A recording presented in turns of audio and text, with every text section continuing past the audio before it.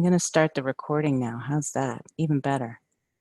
The Mike Simone-Finstrom is a research molecular biologist at the USDA Honeybee Breeding, Genetics, and Physiology Research Unit in Baton Rouge, Louisiana.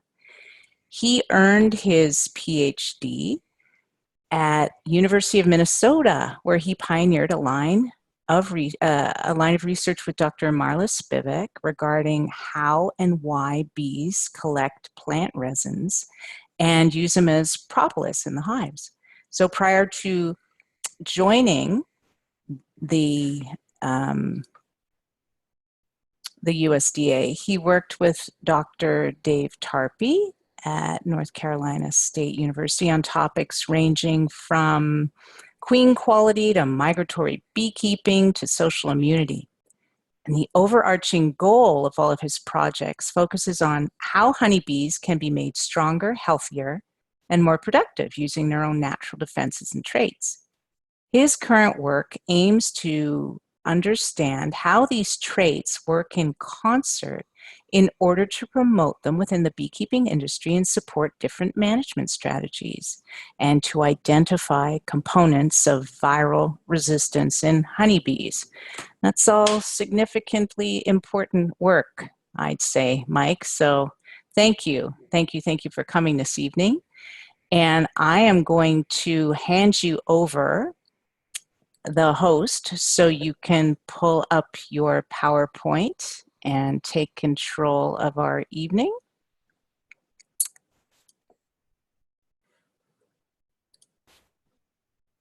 And you're the host. All right. Let's see if I can get this to work.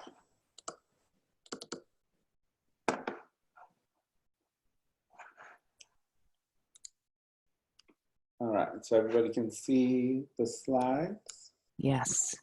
All right, well, thank you for having me. And, you know, it really is a pleasure for me to talk with you all.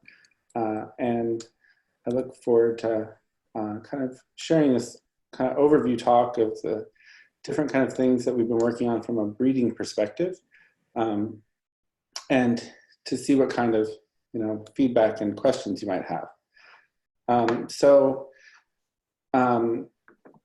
You know, there's this big mouthful of my name and titles, and then the lab that we work at in Baton Rouge. But really our goal, one of our main goals, is to breed better bees and really help to improve management from the bee side, but also the beekeeper side if we can. And so what that long title, Breeding Genetics Physiology Research, means is that we're really taking this integrative approach to bee health. And so what that means is, you know, we're focusing on improving honeybee stocks to include resistance to parasites and pathogens. But part of that is how do you use these stocks and develop new techniques to promote really productive bees with reduced inputs and costs to the beekeeper and time for management and those kinds of things. So what does this mean to sort of promote bee health and these defenses? Really, the first step is to more fully understand how bees defend themselves using various behavior and physiological defenses. And sorry, I think that's really critical to maintaining healthy populations. And again, utilizing the bee's own natural defenses can increase productivity from the bee side and ultimately the beekeeper side. So kind of putting this a bit into context and how I think about a lot of things relating to the bee world and the things that I find really fascinating, and I hope you do too, is this idea of immunity and social insects. So honeybees have what we call individual immunity. So those are physical characteristics and physiological defenses. So their cuticle prevents microbes from getting into the bee, just like our skin prevents microbes from getting in us. And they also have physiology. So they have little hemocytes or antimicrobial peptides that go around in the bee's blood and attack invading microbes, similar to our white blood cells. They're not quite as sophisticated, but they do very similar things. But then you have this idea of social immunity. So social immunity is when you think of the colony as a single organism or a superorganism, and then you have individual traits or behaviors that reduce infection at the group level. So these aren't things that are necessarily protecting individuals, but they're protecting the group. They sort of arise at that social or group level. I'll kind of get into some of those aspects coming up. But this is sort of the framework, like there's individual immunity and this colony or social level immunity, and the interplay there and how those interact, I think is really important. So just to kind of set you up for what I'm going to talk about a little bit today, I'm going to try and cover a good bit of ground to give you an idea of some of the work that's been going on that I've been doing and that we've been doing at the Baton Rouge Bee Lab.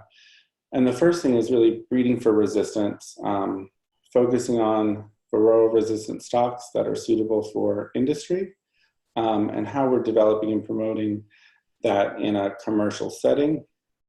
And then following into that with some recent work I've done on deformed wing virus resistance. And then I'm going to kind of build from that and talk about two kind of projects that are focused on understanding traits for general resistance, namely hygienic behavior and propolis. All right, so for the first, where we're talking about mite resistance in commercial beekeeping, basically there are a bunch of different collaborative efforts that are ongoing. Some are basically just testing our current mite resistant lines, and then there's other partnerships that can improve selection and output, including developing marker-assisted selection and those kinds of things. So we can talk about that coming up, but I'm mostly going to focus on this test of mite-resistant lines in commercial operations. So we have a USDA NIFA-funded project partnered with Judy Chen at the Beltsville Lab and then with faculty at Louisiana State University, and it's kind of to understand more the impact of varroa and then incorporating these mite-resistant stocks to see if that changes the way that we have to manage bees and mites, really.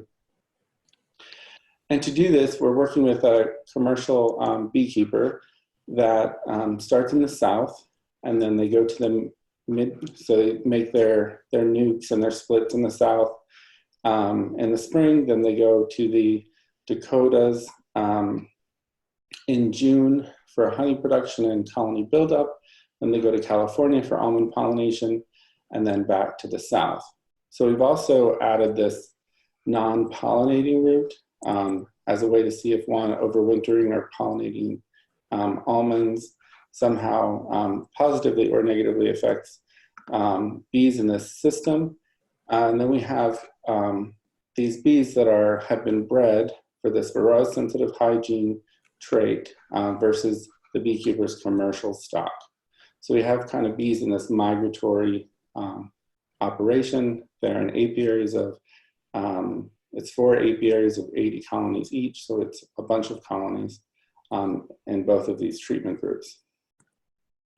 So I mentioned varroa-sensitive hygiene. Now this is a behavioral trait that involves the removal of mite-infested pupa.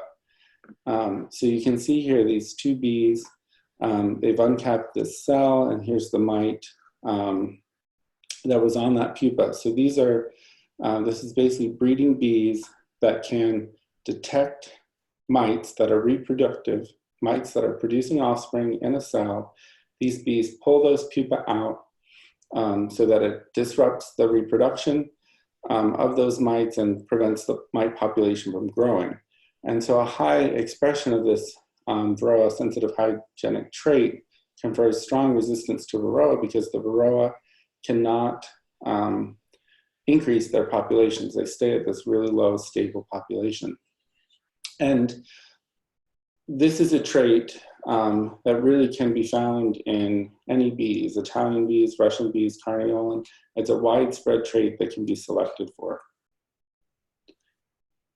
Now, pollen, which is kind of the recent derivation of this Varroa sensitive hygiene or VSH line, it's this line that shows high mite resistance, again, based on this hygienic removal of reproductive mites in brood, but it's been outbred to commercial beekeeping operations to also have equal honey production and suitability in commercial beekeeping. Now, until prior to the last 2 years, selection and production is based mainly on inseminated queens. But for this experiment, for the first time, pollen queens were naturally mated in an area saturated with pollen drones. So this is basically, one of those steps that's important to take when we're ready to have a stock and release it to a commercial beekeepers, if they can sort of maintain that trait in these naturally mated settings. And what we found, so again, these are, this is here now, survivorship we have commercial, unselected stock, essentially, the white squares, and then the mite-resistant stock are these black circles. You can see they had pretty equal survival through the summer in Dakotas. And in September is when, after September, is typically when you see mite growth explode. And that's when we've seen a really sharp declines in the mite susceptible commercial beekeeper population, whereas the pollen or the Varroa sensitive hygienic colonies, they maintained about 70% survival in the California almonds, whereas the commercial beekeeping sort of control colonies only had 30% survival. And now we're talking about 70% survival. That's not necessarily great either. It was a drought year and those kinds of things, but there's a pretty drastic and significant difference that this social immune trait, where they're removing mite infested brood, really boosts colony survivorship. And this really resulted from the pollen or the VSH-derived colonies maintaining low mite levels. These were mite levels in September, just prior to treatment, where the pollen all maintained really low mite levels. There was none that were very high, whereas the commercial, there was also a lot more range, but on average, they were around 8.5 mites versus just over 2 mites per 100 bees. So really, that survival seems to be largely driven by the lack of the ability of mites to grow in the pollen colonies. So we're redoing this experiment this year. Actually, we have a crew up in South Dakota now, working on these colonies in their second year on a new setup, but we're looking at disease and health metrics from the first year, and we're adding a mite treatment group. So with colonies that are treated for mites versus colonies that aren't in these different stocks, how does that mite treatment affect that? Does it boost the mite-resistant colonies even more, or is it not necessary? And so the other step forward here is to really promote this stock in a commercial way where they can be commercially produced. And this is something that really Bob Danka, who's the research leader at the Baton Rouge lab, he's developed a private public partnership with beekeepers, Project Apis M, and the USDA. And it's really building on this work that they've been doing with the pollen bees to stabilize this mite resistance and colony productivity in this line, and really in a system where they can deliver commercial quantities of queens. So if we can't deliver large numbers of these queens, then it's kind of all moot. So the breeding is occurring at the Hawaiian Island Honey Company, where they basically have year-round queen rearing, and it's actually in the third year of the project now. The mite resistance is pretty well developed, and field testing is in its second year in the upper Midwest as well. So it's pretty promising and exciting that we're making kind of these large steps to get this mite-resistant lines out there in the near future. So one thing that comes with mites are their viruses. So I'm going to shift gears a little bit. And really, the question here is, can we find resistance to viruses? And does breeding for bees that are resistant for viruses basically reduce the impacts of varroa? So if you have bees that are resistant to the viruses that the varroa are transmitting, like deformed wing virus here, that causes these wrinkled wings and deformed bodies, really, and essentially makes the bee functionally dead. If you can limit that virus having those impacts, does that basically make varroa less damaging and less impactful? And so what I've done is I've widely screened stocks, so Italian, these Pauline, Russian, Carniolan, for responses to deformed wing virus. I inject pupa with the virus. I monitor survival and measure level of the virus and symptom and emerging bees. Then the goal is to really kind of initiate this breeding program and then look at mechanisms of resistance. So how are the bees that seem to be resistant actually fighting off this virus? And so this is kind of it's third year that I've been doing this. It takes quite a lot of work, but basically what I've been doing is injecting these pupa with these needle here, and they actually survive a poke like that with very little mortality. And I use 3 different doses of virus, a low, medium, and high dose, because what I really want to see is that even when you inject a bee with a high dose of deformed wing virus that really should cause symptoms, I'd like to see some bees that aren't showing any symptoms. Whereas at this low dose, I also want to see, for like susceptible colonies, I want to see that even at the low dose, they're seeing symptoms. So I want to get a nice spread and have this dose response. So I do sample pupa and the fully emerged bees. Most of the colonies I've been testing are headed by single drone inseminated queens. So they're all super sisters that I'm testing, all the pupa. And that really just helps control the variation within a colony. It's probably over 20,000 pupa injected at this point, and easily double the number of emerged bees. So this is one aspect of the kind of thing that I'm looking at. So one is that colonies are showing variation in survival after injection. So this is the percent surviving to emergence. And you can see this colony I kind of regarded as highly susceptible. Control mortality is okay, not great, so they just don't like being injected with anything. But at all of the doses, they have less than 35% survival when they're injected with deformed wing virus. And this is survival, not even symptom development. But then I do see intermediates, colonies with good control survival, and then a nice dose response. So decreasing survival as the dose of virus increases. And then I have colonies that seem to be possibly resistant, where at every dose, they have survival above 80%. And I have a number of colonies that fit in each of those sort of categories. But the thing is to not only look at survival, again, because deformed wing virus alters their wing structure and basically makes them useless. So you have bees that emerge and have perfectly developed wings. These are normal bees. And then you have bees that emerge and have these wrinkled, shriveled wings. So they either have good wings or they don't, right? But actually, there's kind of this continuum where they can have these moderately deformed wings where they're slightly wrinkly or one is more wrinkly, or they can have basically no wings and basically these nubs.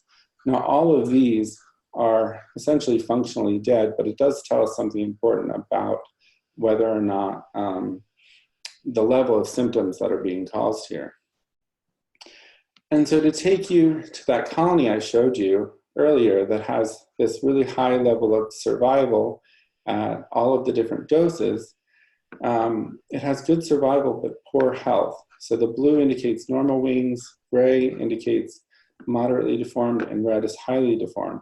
So you can see here that in the control, you're getting all normal wings, which is good, but at all of the doses, you have a high proportion of highly deformed bees. So they can survive to emergence, but they won't survive much beyond that. So they're essentially worthless. But now here I have this other colony that's a much better candidate for study of resistance because again, the controls are mostly normal. Sure, you can have a pop-up deformed one here and there, but at the high dose, there's no highly deformed bees, and you have some with normal wings at all of the doses. So this one is much a better candidate for resistance. And we have a number of colonies like this that I've propagated now for 2 years. Now, interestingly, when we then look at this idea of resistance, so if they're resistant, that means that they should have lower levels of virus at emergence and lower symptom development. And so here, this is just kind of overall to show you that this is the amount of virus, that the virus basically increases with the doses, except the medium and high, it ends up replicating at the same rate. So you end up with the same dose, but you do get an increase overall. But now when I break it down to pupa from colonies that I thought were resistant or susceptible, they have the same number of viruses, the same amount of viruses, whether they seem to be resistant or susceptible. So what I'm finding is that it's not actually really resistance, it's just that the resistant bees, so-called resistant bees, are actually tolerating infection and not developing symptoms in spite of high levels of virus. And really the mechanism of tolerance appears to be related to these immune antiviral responses, but it doesn't seem to be enough for true resistance where they're able to knock down the amount of virus that they're holding. And so the question here that I've had moving forward is tolerance to a viral infection a desirable trait for breeding from a commercial aspect? Namely, because then you could have these colonies. It's like having colonies that are tolerant to Varroa. They'll just harbor lots and lots of Varroa or lots and lots of viruses that could then be spread. So I'm still kind of on the hunt to see if I can find colonies that are actually resistant and not just tolerant. So this kind of brings in, so I talked a little bit about the Varroa sensitive hygiene and then resistance to viruses. And so now we're kind of getting into these area where we're talking about multiple types of defenses. And really this is complex. As we all know, honeybees are pretty complex creatures and there's a lot going on, and that's partly why we love them so much.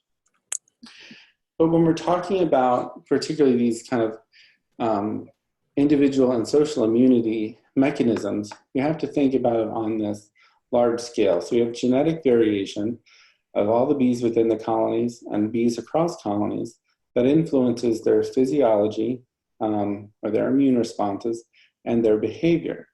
And we also know that physiology can influence behavior. So if a bee is sick and has an elevated immune response, it might actually fly away from the nest so that it doesn't infect other bees. And those kinds of things ultimately result in how a colony shows disease or disease resistance. Does it get the disease or not? And so this kind of intersection here between physiology and behavior and kind of the ultimate expression of disease at the colony is something that I've been particularly interested in. And I think this comes into light in this next bit that I'm going to talk about. So I'm going to first focus on hygienic behavior. So this is hygienic behavior that's not Varroa-sensitive hygienic behavior. So Varroa-sensitive hygienic behavior, remember, is just focused on really mites reproducing in the brood. Now, the general hygienic behavior is the removal of diseased brood by workers before it becomes infectious, and thus it can eliminate the disease. So they can go around and smell all these pupa, similarly to what they do for the Varroa-sensitive hygiene, but it's more effective typically against chalk brood and American foul brood. They find these pupa or larvae that are infected with that, and they remove it, and they eliminate the disease at the colony level. So again, it's not protecting those individual pupa that are sick, they're dead and removed, but it's completely eliminating the infection from the colony. And this is basically bred for and tested using the freeze-killed brood assay. So you freeze a section of comb like this, and with liquid nitrogen, and then you look at the comb 24 hours later.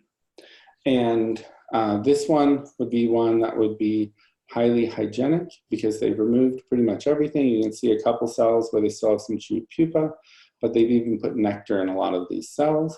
Whereas this one is one that is very poorly hygienic. So it's on this continuum. Again, this is one of those traits that can be found in anybody's colonies, this hygienic behavior. You can see they're uncapping some pupa, and they have removed a few, but they're really not doing a very good job. So it's on this continuum from like 100% hygienic to really can be 0% hygienic. But now, how can we tie this in to individual immunity? So to look at how individual immunity is impacted by a colony's level hygienic behavior, I challenged larvae. So I took larvae out of the colony, I grafted them into these dishes, and I fed them spores of American foul brood on a diet of royal jelly. And 24 hours after infection, I froze the larvae, and then I looked at their immune system response. And I did this for larvae from 25 colonies that varied along this continuum in hygienic behavior. And what I found was that larvae from more hygienic colonies, so this percent hygienic here, from 100 to about 25 is my low. So, and this is immune expression. So this is the amount of immune expression in AFB infected larvae. I saw a higher immune response in larvae that were from more hygienic colonies. And so what this is saying is that there might be some additive benefit when you breed for hygienic behavior. You might also be breeding for increased larval immune response. And why is this interesting? One, again, connecting this physiology to behavior.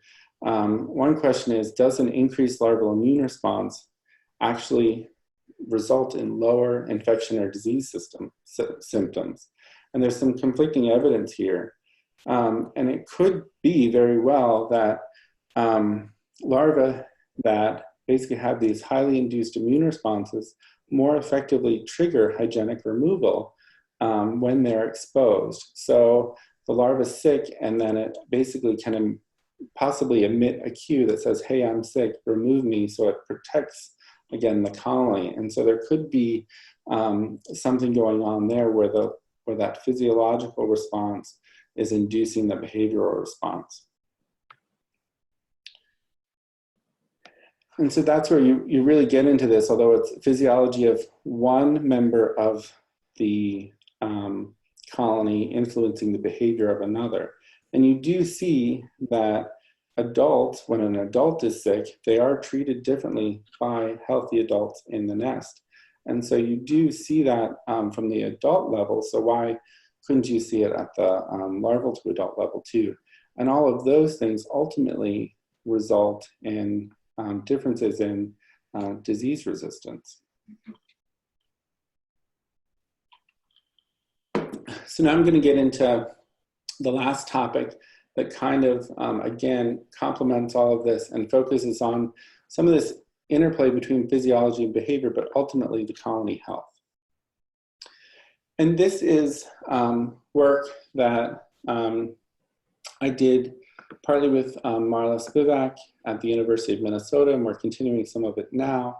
But it's this idea of, one, is resin use by honeybees a form of social immunity?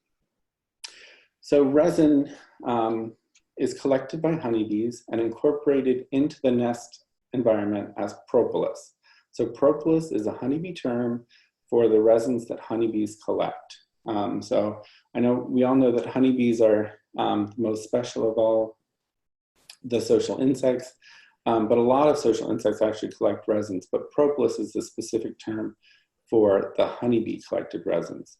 And these resins are defensive compounds that are produced by plants to protect, the plant against their own pests, pathogens, and even other insects. And so bees are using these plant defensive compounds potentially as their colony level or social immune response. And it's important to think in this context that foraging for resins is really energetically demanding. They don't get any sugar reward like they can when they collect pollen or nectar. It takes a long time for them to collect the resins. And then when they get the resins back to the hive, they can't unload it themselves. They have to get other bees to pull it off of them. So it's one of those things to think about, why are they collecting this resource? And when we were really starting this, we wanted to think first, well, where do bees put resin in the nest? And if you think about, where bees do this, we have to think sort of in their natural setting, and these are in tree cavities. So in a tree cavity, this is from a Seeley, Tom Seeley study, they actually line the entire nest cavity with a very thin layer of propolis, and that we call the propolis envelope, because the entire nest is enveloped by propolis. And so this is that tree cavity just here. This is a cross section of that cavity. And there are 2 reviews that we've done on propolis that are freely accessible on the web. Feel free to look them up. But basically, this is a tree cavity, and you can see where the nest is, where the comb would kind of be coming out towards you. That hive, or that inside hive wall, is basically varnished with propolis. And above in this area where the hive hasn't expanded, you can see that there is some actual fungal growth up there, and there's no propolis. So there's probably several non-mutually exclusive reasons why they do this. One could be waterproofing, one could be to help this evaporative cooling and condensation. It could provide a site for comb attachment, but it also does have these strongly antimicrobial properties. And really, both in wild and in tree cavities and in managed hives, they seal cracks and holes in the nest. Bees want their nest environment to be how they want it to be, and so propolis is one way that they control that. They'll also encase or embalm intruders that they find in their nest. So this is a different hive wall, a tree cavity, and you can see that there's some kind of shrew or mouse skull basically shellacked to the hive wall with propolis, and here's a beetle that they've done the same thing to. And you can find, if you have a glob of propolis on your bottom board, sometimes you can find a mouse skull in there, which is kind of gross, but it's kind of cool. It's pretty amazing. It's important to note that some colonies and some races use more propolis than others. Some use mostly wax, and they can use wax for all of these things that they're using propolis for, and the wax they produce themselves. So again, why are they collecting resins if they can use a compound that they produce themselves? And just to show you another picture, because we could look at pictures of bees with resin and propolis all day, or I could anyway. The resin is put on their corbicula just like pollen, but it's kind of shiny and semi-translucent. So sometimes the pollen can be shiny too, but the resin is always the semi-translucent. And sometimes when you open up your box, you can see a little resin forager on the edges. So the first test we did to test this idea of whether or not resin collection has a part of social immunity was to make 5-frame nuke boxes, either resin rich or resin poor, by painting this propolis envelope on the hive wall. So basically that's what this is here. Then I looked at the honeybee immune system, and then I determined also overall levels of bacteria in these environments. And what I found was that really propolis seemed to be this form of social immunity whereby the propolis-enriched environments had less bacteria in them. And this seemed to result in bees from those propolis-enriched colonies having to invest less energy in their immune response. So they kind of have this relaxed immune system because they're not exposed to all of these environmental microbes. So it's kind of like if you're in this moldy basement and surrounded by all of that stuff, then your immune system's going to be ramped up. And then when you go upstairs and it's clean, then you don't have that immune response. And so you're also more likely to be able to fend off illnesses when you're in kind of this slightly cleaner environment. And from a bee perspective, we know that colonies of bees that have these less activated immune systems, or at least less chronic activation, are more productive. They produce more honey. So there is an energetic cost to having this elevated immune response. Now, I know it's a little sort of esoteric, and it's like, okay, propolis relaxes the bee's immune system, but what does this really mean? So one is that if you go back to that diagram with the genetics and the colony disease resistance, now we have a behavior, resin collection, influencing physiology, which is pretty interesting. And this is a fairly subtle effect on bee health, but it kind of really opened the door saying, hey, we need to understand what's going on with propolis more. And really the ultimate question is, does it play a direct role against disease? So the first step really to do this was to basically have these resin-rich and resin-poor colonies again, and then challenge them with chalk brood. So this is that fungus that mummifies larvae basically before they pupate. And we fed these spores to these colonies in pollen patties. And what we found was that the propolis envelope, so propolis painted on the hive walls, reduces chalk brood infection. So the fact that the hive wall being coated with propolis affects chalk brood infection in the middle of the brood nest was pretty exciting. And it raised this question of, okay, if propolis is working against disease at the colony level, do bees collect more resin when they're sick, when they're challenged with a pathogen? And so to do this, we looked at the number of resin foragers that came into a colony before infection, and then the number of resin foragers that returned to a colony after they were infected with chalk brood. And so that's what this graph is indicating. And so a number around 0 would indicate that there's no change in resin foraging in response to chalk brood infection, whereas a positive number means that they increased resin foraging after chalk brood infection. So what we found was that honeybees are in fact self-medicating with resin. This was a result of 3 years of study, because every year we got the same result and we didn't believe it until finally it was like, no, this is real and happening. And it's since been shown again.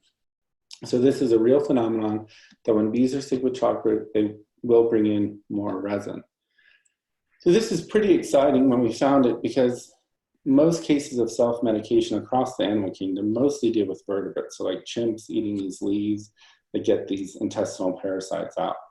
And now they found that some caterpillars do some things where they're eating compounds too when they're sick. But resin is not ingested by bees. And in this case, it's a very small proportion of adults that are responding to larvae in the colony that are infected. So it's adults responding to their sick sisters, and not an individual recognizing they're sick and then going and getting more medicine, essentially. So this is a pretty unique case of self-medication where it's happening at the social or colony level. And so we're getting into studying some of these mechanisms of responses and how a bee actually decides to forage for resin in these cases.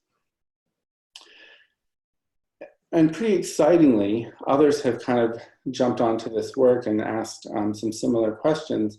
And this Italian group has found that evidence that as varroa levels increase, so does resin collection. So they kind of made colonies varroa free and infested them with varroa. And what they found in this case is that resin collection also increases when colonies are infested with varroa. And they did this several different ways, and actually pretty convincingly showed that they actually are self-medicating in this way for varroa. But then this subsequent study came out the same year, looking at viruses more specifically. And so the response to varroa, this sort of self-medication response, could actually be due to viruses. And furthermore, propolis may reduce the impacts of deformed wing virus. So if we look at this first figure here, you have resin collection and then amount of virus. And you have this dark bar that shows colonies that were enriched with propolis and colonies that weren't. And when you have colonies that were enriched with propolis already, they actually collect even more propolis when they have high viral levels, versus when they don't have very much propolis, they don't sort of self-medicate in response to viruses. And then you look here and you see when they have these enriched propolis environment, the virus level doesn't increase with increasing mite infestation. So DWV levels in the colonies are kind of not associated with varroa, which is atypical. And so, and you see that relationship is more typical in the propolis poor environments where the DWV is kind of going up with infestation rate. So there's something interesting happening with how bees respond with resin collection and propolis with varroa and viruses. And now this is kind of happening globally. It's, you know, it's showing that we're not just finding these like minor findings, that they are relevant and found across the globe, really. But interestingly, we've shown self-medication for chalkroot, and then there's some evidence for that against varroa and viruses, but there's no self-medication for American foulbrood based on a study that I did a while back, and then also Renata Borba. And so it's interesting because propolis does reduce infection in colonies. This was shown by Renata Borba's work in the Spivak lab, and then other work in the 1950s, I believe, where they did find that propolis does reduce American foulbrood and it kills it in the lab. So it's interesting to think why they're self-medicating against some things and not others. So really kind of the major conclusions there of this propolis work is that propolis is complicated and multifactorial. It's having some subtle effects, it's having direct effects, but it really is an important form of the social immunity, and directly and indirectly fights disease. And just generally, we need to know more about how and when bees use propolis to combat various stressors. And it kind of builds into this nice framework where you have these individual level impacts that can result ultimately in increased productivity, population size, and survival. Now, what does this mean for you? So one, is there implications for hive design where we can translate kind of that tree-like propolis environment into our managed colonies? And one way to do this is modifying equipment to promote propolis. So we can adjust the production of hive boxes that basically promote the bees to create their own propolis envelope. This is a box here that I beat up with a wire brush attached to an electric grill. We're working with another collaborator that's actually kind of deplaning these boards so that it exposes the grain. And so instead of them being smooth, they have this grain, or you can use roll-off sawn wood so that the bees can basically create their own propolis envelope and constantly replenish it. Now, the other idea is to use propolis traps, these commercial available plastic traps, and to basically cut them so that they fit on the hive walls. You staple them to the hive wall, the bees fill that in with propolis. You can peel it off, and it provides a much easier way to collect the propolis for one, but it also can create this propolis envelope. Now, if you're going to collect it to sell as a product, you can use these propolis traps, either put them in the hive wall or you put them on the top of the colony. Here's a commercial trap. This is a corn bag that's doubled over, and that works pretty well. But you need to increase light exposure and airflow to increase their resin collection. So then you would put a telescoping lid over this rim with these holes. Now, from a breeding perspective, ways to collect propolis kind of have this lofty goal that's probably totally unrealistic. But in Brazil, where they export a lot of this green propolis that comes from a specific Baccharis species, they basically have these hive walls that have removable slats for the wall. They remove a slat, the bees fill it in with propolis, then they remove another slat, the bees fill that in with propolis, and they keep doing that until they have a whole wall, and they get tons and tons of propolis that they sell for lots of money. It could be that there's a bit of a resource, but there's also a bit of, they breed their bees for propolis production there, whereas here we have, I think in some ways, passively selected against propolis production in the US because we didn't know what it was doing. I think bottom line is propolis can be great for bees and beekeepers alike. We're doing lots of studies still, again, and worldwide. So I think there's a lot to encourage and support propolis research and product development for beekeepers as a value-added product for propolis. But ultimately, we need to encourage these natural defenses of bees. Propolis is one of them, hygienic behavior is another, to improve sort of all of these tools in the toolkit of bee health, really. And bees are super resilient. We know how strong bees are, but they can be made stronger. And part of that's understanding how and when they utilize these defenses. So hygienic behavior works against fungus and bacteria. Propolis works against bacteria, but they self-medicate only with the fungus and maybe viruses. And so kind of understanding these trade-offs or linkages across traits can really inform these breeding programs and ultimately promotes these natural defenses. And I'm excited that we do have a new breeding program, another USDA-funded project with the Spivak Lab, where we are breeding for hygienic behavior, low mite reproduction, and propolis, and that started this year, and it's something that we're really excited about. So to have these bees that aren't selected for just one of these resistant traits at a time, that's what's been typically done, but to really start combining and stacking these traits of resistance. So with that, I'm happy to take any questions once I stop the sharing. So, and thank you for your time. Thank you. Thank you. That was really interesting. And a lot really quickly. So yeah, it was a lot for sure. And I'd like to open it up to the floor. We've got some folks who are all muted right now, and you can unmute yourselves if you're looking to ask Mike a question. Please feel free to.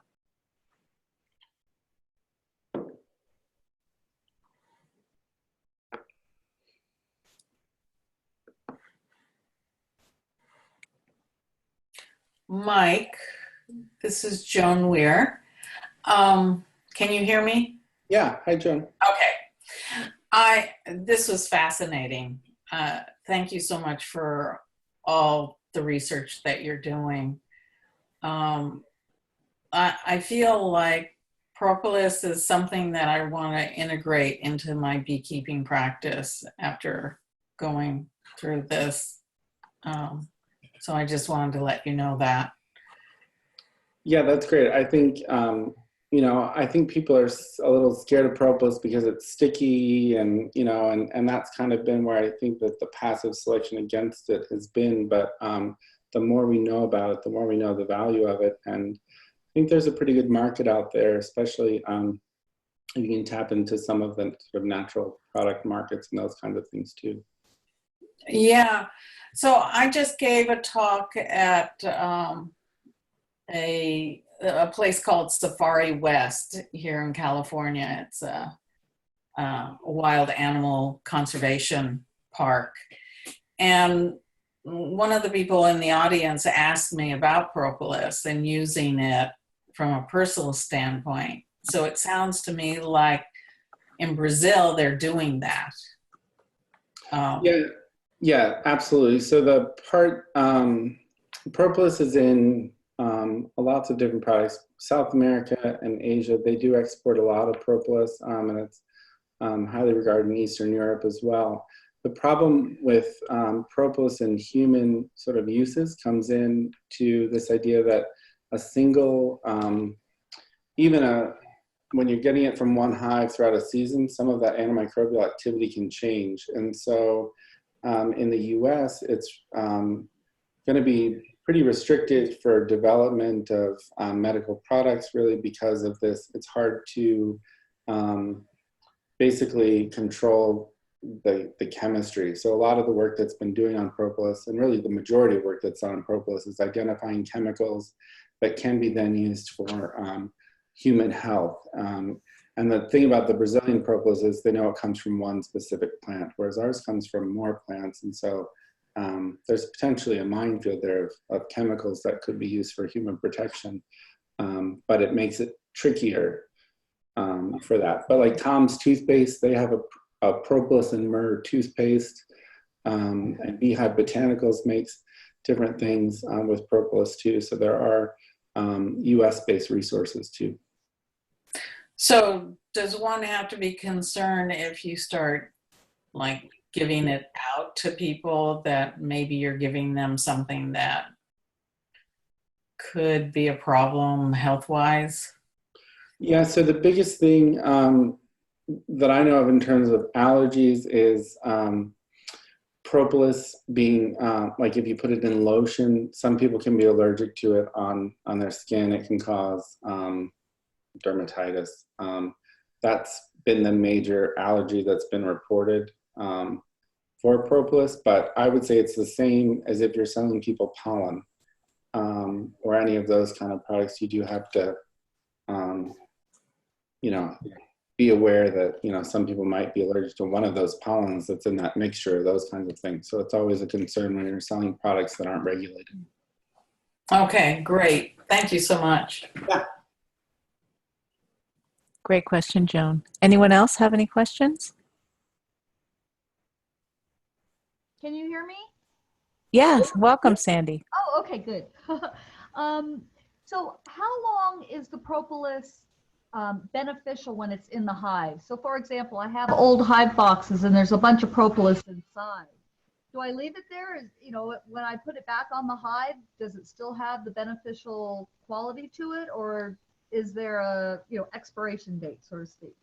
Yeah, so it's a good question, and one that I don't necessarily have a great answer for, but I think I have a satisfactory answer for, I hope. Okay. So basically, we don't know how long some of the active components are. So most of what we're talking about with the propolis antimicrobials, they're volatiles. So that means that they're evaporating out and having their effect that way. So there is sort of a shelf life for propolis, especially when they're exposed to air and those kinds of things. That being said, you know, people always ask, oh, well, does that mean I should never scrape my boxes and those kinds of things?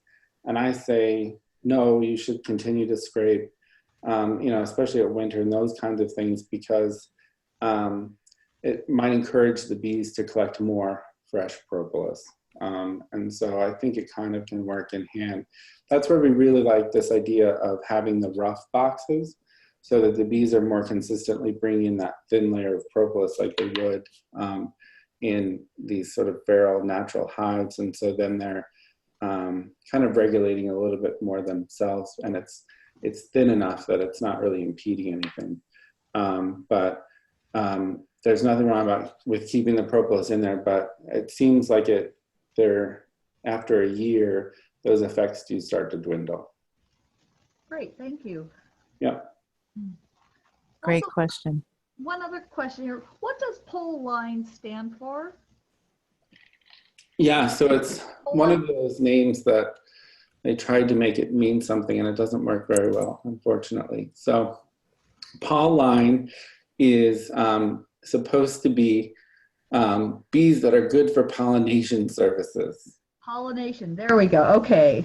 But it doesn't tell you anything about why, and it's really that it's this this varroa sensitive hygienic trait bred into a commercial or outbred into commercial beekeepers' operations, so that it's the bees that are mite resistant, but also suitable for pollination. Right. Okay. Perfect. Thank you. Now I know. Yeah. Anybody else have any questions for Mike? No questions, but it was very, very interesting. Thank you so much.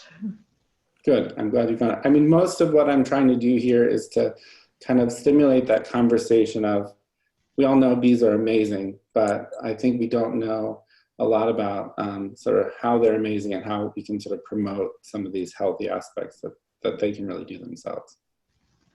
Oh, I guess I have one more question. So if we're constantly removing the propolis, you said that's good because then they're bringing in more propolis, but does that tax the energy of the hive if they're having to continually go out the propolis as opposed to water or nectar or pollen? Yeah, it's a question I should always head off, and sometimes I remember to, and sometimes I don't. So one of those, it's one of those things that you think, oh, they're collecting lots of propolis, that means they're not collecting a lot of honey.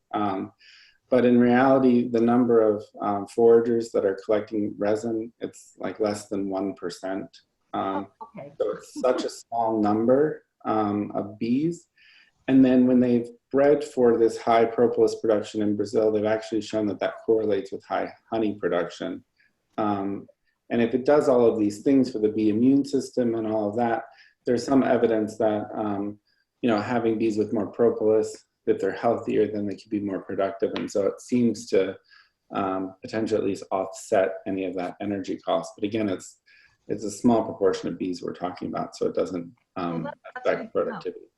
I actually have another question. I had heard that the varroa mite has already evolved the shape of their body so that they go deeper through the segments, and so the hygienic grooming behavior is now not as good. Is that true, or is that just something I heard? I don't know about the mite sort of changing. I think there's some more evidence that that the mites are feeding on the fat body, and so getting in the segments to feed that way. And I think there's just more evidence about them feeding in that manner. But I don't know if that's something that's changed. I think it's just something that we've been recently sort of discovered more. Made aware of. Yeah, and I talk a little bit about grooming sometimes. I think grooming is one of those things that, again, can be kind of this general defense. And so that's one thing that is good to look at in addition to all of these other traits, because it can be a general trait against, you know, microbes and all of those things that bees are facing in addition to mites. Grooming is just really difficult to study effectively and then to figure out the ultimate response that you're getting. So that's why grooming's traditionally been fairly hard to study. Of course, the mite biter bees, they did a nice job with that, but to get kind of these more generalized grooming responses, it's kind of tricky to come up with a good test that then is something that beekeepers and breeding programs can do as well. Mm-hmm. Wow. Well, it's been a very enlightening experience having you with us this evening, Mike. Thank you so much for your time and your valuable information. We really appreciate it. And we are going to be uploading this onto our Facebook, our California Master Beekeeper Program Facebook page, and many of our other participants and members will be able to view it. So once again, thank you. Thank you. Thank you. And thanks to our campers for showing up this evening. Yeah. And thank you, Michael. Yeah, we'll catch you again soon. Take care. All right. Good night, Wendy. Good night. Good night, everybody else.